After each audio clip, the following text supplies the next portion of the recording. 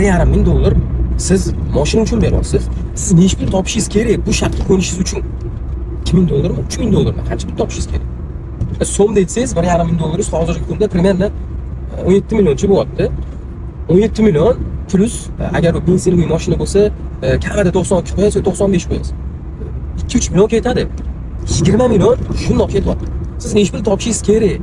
Oilangizni обеспечить qilish uchun necha pul topishingiz kerak? Eng kamida 30 million pul topishingiz kerak. Eng kamida 30 million. Vijdon aytinglar, 30 million pul topadigan odam foizda qancha? Mana Toshkentni olaylik. Toshkentda qancha aholi 30 million pul topadi. Menda bor shunaqa tanishlar, sanoqli-da, men biladigan sanoqli odamlar 30 milliondan ko'p pul topadi. Lekin juda ham kamchilik odam 10 million ham topmaydi. Mana deylik, mana Vansparkimni sotib 90 million qamalga olib kelib berdim deylik.